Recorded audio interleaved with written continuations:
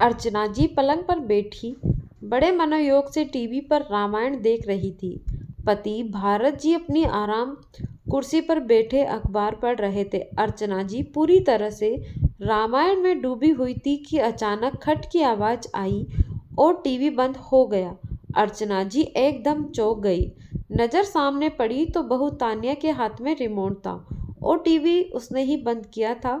अर्चना जी ने हैरानी से पूछा, क्या हुआ तान्या, टीवी क्यों बंद कर दिया? वह बहुत हैरान थी।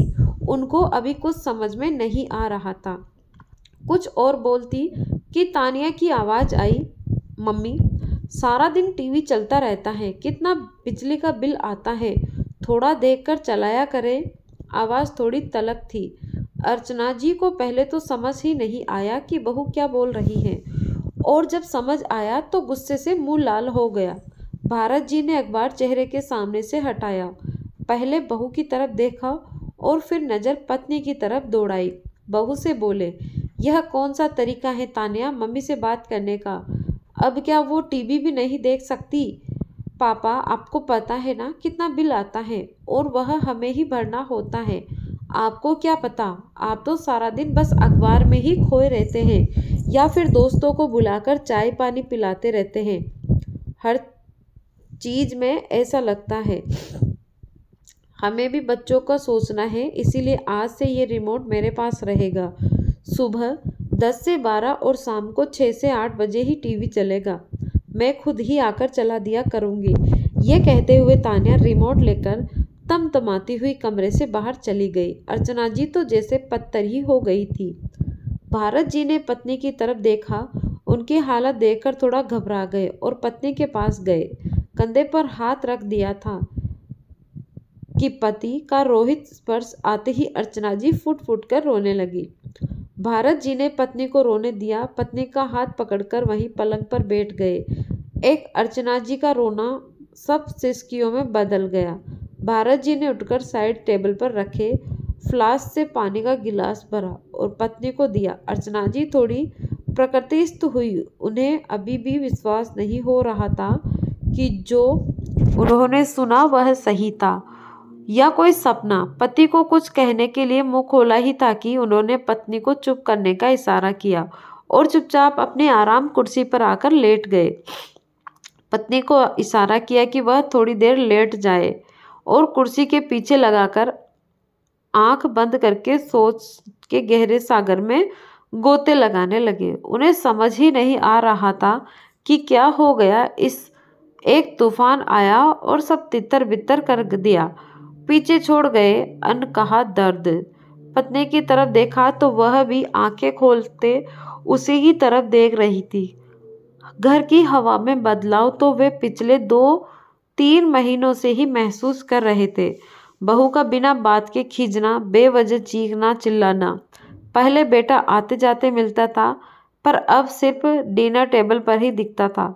भारत जी या अर्चना जी कुछ पूछे तो बस हो या ना हो में जवाब मिलता था। बहू ने 1-2 बार इशारे में जता भी दिया कि वह मकान उनके नाम कर दे। भारत जी ने सोचा कि बाद में भी उन्हीं का होना है और नाम कर देने से क्या फर्क पड़ेगा। और अब वे मन ही मन अपने साडू साहब को धन्यवाद देने लगे, जिन्होंने उन्हें यह सलाह दी थी कि भाई साहब अपने जीते जी मकान किसी और के नाम नहीं करना। हो वसीयत जरूरी बना तो, और उसमें भी मकान पहले अपने पत्नी के नाम लिखना और उसके बाद बेटे के नाम। पत्नी का बुढ़ापा मत खराब करना। आपके बाद कम से कम इज्जत की 2 रोटी मिलेगी उसे इसी मकान के तामस में। और उन्होंने ऐसा ही किया। और यह जरूर था कि बेटे बहू को इस बात की जानकारी नहीं थी, क्योंकि यह सलाह भी साडू भाई ने ही दी थी कि औलाद का असली रंग देखना हो तो झूठ बोलकर देखो तो सच्चाई सामने आ जाएगी। इतनी जल्दी नकाब उतरेगा यह नहीं सोचा था। भारत जी ने सिर हिलाया, जैसे ही किसी निर्णय पर पहुंच गए, और रात को दोनों चुपचाप डिनर के लिए डाइनिंग टेबल हॉल में आ गए। बेटा बहू पोता पोती सब थे। चुपचाप खाना हुआ। बच्चे खाना खाकर अपने अपने कमरे में चले गए। भारत जी ने बेटे रोहन और तान्या को अपने सामने बैठने के लिए कहा और बेटे की तरफ मुखाबित होकर बोलने लगे, देखो रोहन, आज जो हुआ वो मैं दोहराऊंगा नहीं। तान्या से पूछ लेना कि आज उसने क्या हिमाकत की है। ना ना, कुछ बोलने की जरूरत नहीं है। तान्या को बोलने के लिए आतुर देख भारत जी ने ऐसा हुआ कहा और बात आगे बढ़ाते हुए बोले, आज ऐसा हुआ जो मुझे मंजूर नहीं है। इस घर को तुम्हारी जिंदगी को बनाने में हमने ना दिन देखा ना रात, कभी पैसों का मोह नहीं किया। तुम्हारी मम्मी भी अच्छा कमाती थी और मैं भी अच्छा वेतन पाता था, तो जिंदगी आराम से गुजर रही थी। और फिर ये 2 मंजिला मकान भी बना लिया ताकि बुढ़ापा शांति से गुजर जाए। तुम्हारी मम्मी ने 2-2 ड्यूटियाँ निभाई, घर को भी पूरा संभाल देती और नौकरी भी करती।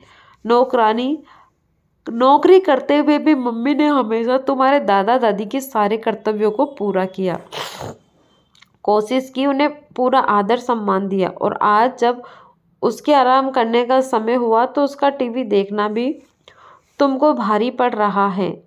घर के खर्चे का जो सुनाती हो तान्या, तो फिर आज सुनो, घर का पूरा खर्च मैं उठाता हूँ। अखबार का, कुक का, काम वाली माई का पेमेंट मैं करता हूँ, पानी का, गैस का बिल मैं भरता हूँ।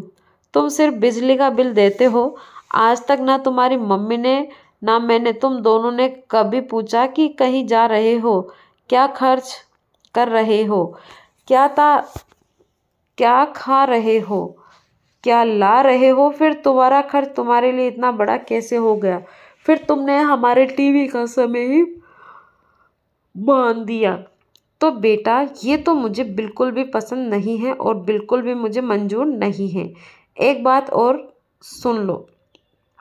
सुन, तो मैंने और तुम्हारी माँ ने जिंदगी में इतनी खूब कमाया। अगर घर में मेरी या तुम्हारी माँ की बेइज्जती हो तो मैं बिल्कुल बर्दाश्त नहीं करूँगा। इसीलिए मैंने आज ही फैसला किया है कि या तो तुम ऊपर की मंजिल में शिफ्ट हो जाओ, अपनी गृहस्थी अलग बसाओ और मुझे हर महीने 45,000 किराया दो, और या फिर कोई दूसरा मकान ढूंढ लो।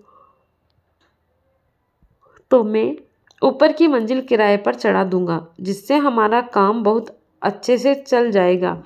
हम दोनों की पेंशन भी आती है, तो पैसों की कोई चिंता नहीं है। अच्छा हुआ अभी मैंने ये मकान तुम्हारे नाम नहीं किया, वरना हमें तो बेघर करने में तुम एक दिन भी नहीं लेते। पता नहीं, आज पता चला कि समझदार लोगों की दोस्ती करने का क्या फायदा होता है। आज 8 तारीख 30 तक सोचकर जवाब देना। मैं उस हिसाब को से आगे के लिए सोचूंगा। अब फैसला तुम्हें लेना है। चलो अर्चना, कहते हुए भारत जी उठे और पत्नी का हाथ पकड़कर अपने कमरे की तरफ बढ़ गए। बीना, देखो कि अभी तो तुम जो बम उन्होंने पीछे छोड़ा था उसका असर उन लोगों पर क्या हुआ था। हम अपने माँ बाप के साथ ऐसा नहीं करना चाहिए। माँ बाप जो कुछ कमाते हैं, सेविंग करते हैं, मरने के बाद उनके बच्चों का ही होता है, और फिर हम माँ बाप के साथ इतना गलत कैसे कर सकते हैं।